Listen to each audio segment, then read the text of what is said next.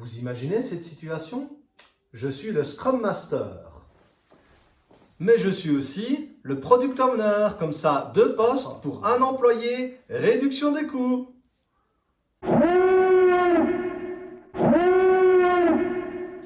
Salut les agilistes. Aujourd'hui, comme vous l'avez compris, dans Agile en 3 minutes, on va parler du mix des rôles. Est-ce que c'est une bonne ou une mauvaise pratique de mélanger les rôles? Alors, commençons par l'exemple de notre introduction.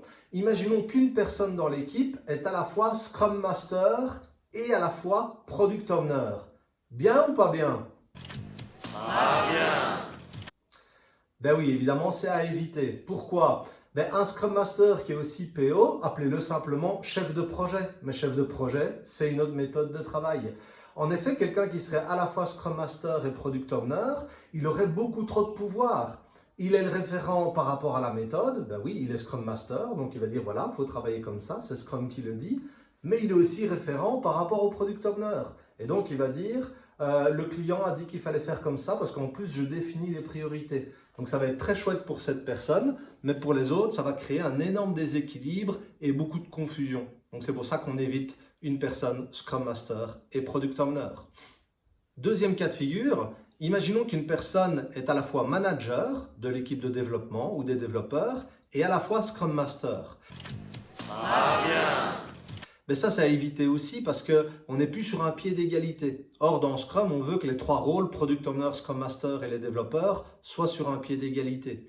Si mon Scrum Master il décide de mon évaluation annuelle et donc d'une partie de mon package salarial, on peut dire qu'on n'est plus sur un niveau d'égalité. Donc c'est à éviter, d'autant plus qu'un manager, quand il fait du Scrum, il va avoir beaucoup plus de boulot parce que le Scrum Master va venir lui remonter des problèmes qu'il faudra débloquer, peut-être des problèmes interservices ou plus de jeux politiques. Donc le manager va avoir son rôle à jouer, mais pas en étant Scrum Master. Imaginons maintenant un développeur qui serait à la fois Product Owner. Ça, à nouveau, je déconseille. Pas bien.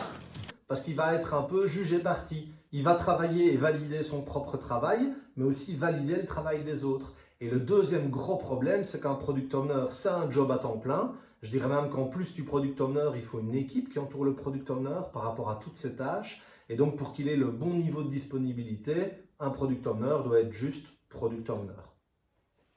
Imaginons maintenant un dernier cas de figure, un développeur qui serait à la fois Scrum Master. Bien. Avec modération. Donc ça, pour moi, c'est OK.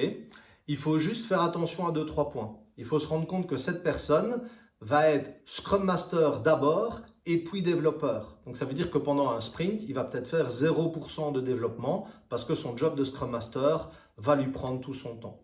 J'ai fait ça chez un client où tous les développeurs étaient des Scrum Masters et au début, ça n'a pas fonctionné. Le problème, c'est que les développeurs, leur manager leur mettait un peu la pression pour qu'ils fassent du développement. Ils disaient, bah oui, c'est normal, je travaille pour toi. Et un deuxième problème qu'on avait identifié, c'est que quand les développeurs étaient Scrum Master, quelque part, ils perdaient de l'argent. Parce que leur évaluation annuelle était faite sur 4 piliers et il n'y avait pas Scrum et Agile dedans. Donc, on est allé discuter avec les RH. Donc, vous voyez bien que Scrum, ça va toucher tout le monde dans la société. Ce n'est pas juste un truc d'informaticien. Et on a rajouté un 5e pilier d'évaluation qu'on a appelé adhésion à l'agile. Et là, je peux vous dire que la résistance au changement a baissé parce que quand ils faisaient du Scrum et de l'agile, c'était bon pour leur évaluation de fin d'année. Donc pour moi, développeur, Scrum Master, c'est pas mal. Ça peut être un mix de rôles, mais assurez-vous que vous êtes d'abord Scrum Master et puis développeur. Merci à tous pour cet épisode d'Agile en 3 minutes. Comme d'habitude, donnez-moi votre avis dans vos commentaires. Comment est-ce que ça fonctionne chez vous? Est-ce qu'il y a des mix de rôles? Est-ce que certains fonctionnent? Est-ce que certains ont été des échecs? Votre expérience m'intéresse. Je vous remercie et Agile en... C'est moi qui le fais. Agile en 3 minutes, c'est terminé.